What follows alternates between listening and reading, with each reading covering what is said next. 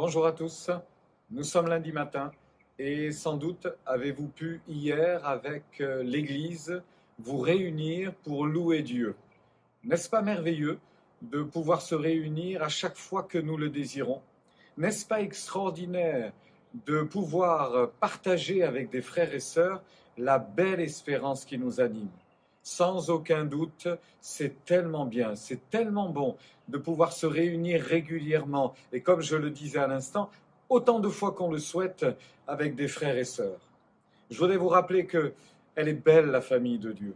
Chaque fois que nous nous retrouvons, nous ressentons ce lien à la fois spirituel, j'oserais dire filial, qui nous unit parce que nous sommes frères et sœurs. Nous sommes et nous appartenons à la famille de Dieu. Et ceci n'a pas de prix. C'est un privilège extraordinaire. Je vous rappellerai un événement particulier que l'apôtre Paul a vécu. Il a été vers la fin du livre des Actes, nous le voyons chahuté, véritablement éprouvé par ces dernières étapes qui l'ont conduit jusqu'à Rome. Vous souvenez-vous que c'est de Jérusalem qu'il va s'en aller vers Rome, mais ça ne va pas se faire en quelques jours, ni même en quelques semaines.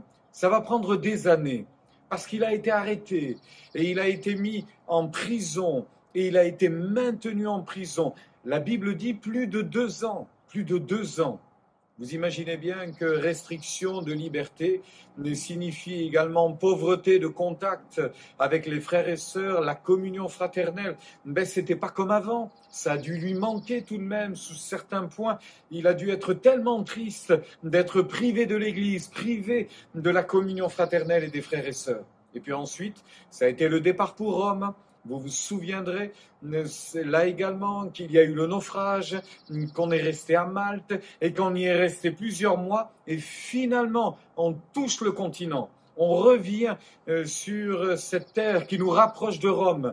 Et la Bible dit quelque chose d'étonnant, mais quelque chose qui franchement nous fait du bien. Il nous est dit qu'après avoir marché un moment, il s'est retrouvé sur la route qui menait à Rome, et des frères avaient entendu dire que l'apôtre Paul était sur la route. Et savez-vous ce qu'ils ont fait? Ils sont partis à sa rencontre. Ils ont été le rejoindre. Et la Bible dit que lorsque l'apôtre Paul les a vus, il a rendu grâce à Dieu. Et il a pris courage. Il a rendu grâce à Dieu et il a pris courage. Frères et sœurs, ne nous lassons pas de rendre grâce à Dieu pour la famille de Dieu.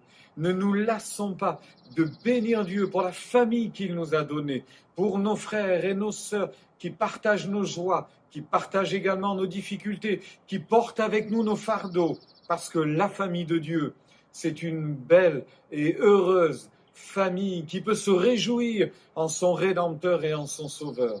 La famille de Dieu, c'est un privilège et ça n'a pas de prix. Alors rendons grâce à Dieu pour la joie d'appartenir à la famille de Dieu.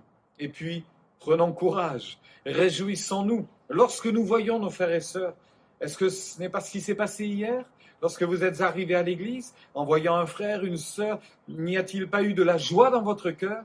Si ce n'était pas le cas, je vous encourage à reconsidérer à la fois votre engagement vis-à-vis de Dieu, bien sûr, mais votre relation avec Dieu, et puis vos relations avec vos frères et sœurs. Parce que c'est bon d'avoir des frères et sœurs. C'est bon lorsque on rencontre nos frères et sœurs, lorsque l'on vient à l'église, lorsqu'on les rencontre peut-être dans la rue, au travail, si on travaille avec des frères et sœurs, avec des chrétiens, peut-être même en allant faire nos courses, pouvoir nous réjouir en disant « elle est belle la famille de Dieu ». Oui, frères et sœurs, il est doux, il est agréable pour des frères et sœurs d'être ensemble, de se réjouir ensemble. Mais rien que d'y penser, mon cœur est dans la joie. Alors je ne vous vois pas et je ne sais pas ce que vous faites aujourd'hui, mais je rends grâce à Dieu pour la famille de Dieu que vous êtes. Je bénis et je rends grâce pour le privilège que nous avons de vivre des moments particuliers et spirituels ensemble à chaque fois que nous nous retrouvons. Soyez bénis, prenez courage, vous n'êtes pas seuls dans votre cheminement, dans votre vie, dans vos combats, dans vos luttes, dans vos batailles. Comme l'apôtre Paul a repris courage, comme l'apôtre Paul a été fortifié pour cette dernière partie de la course qu'il devait encore mener, Eh bien, réjouissons-nous ensemble et partageons de bons moments encore. N'hésitons pas à appeler l'un, à prier pour l'autre, à prendre des nouvelles d'un tel encore, parce que la famille de Dieu, c'est précieux. La famille de Dieu, c'est beau. Et c'est là que l'Éternel répand la bénédiction au milieu de nous. Je vous souhaite, famille de Dieu, une bonne journée bénie.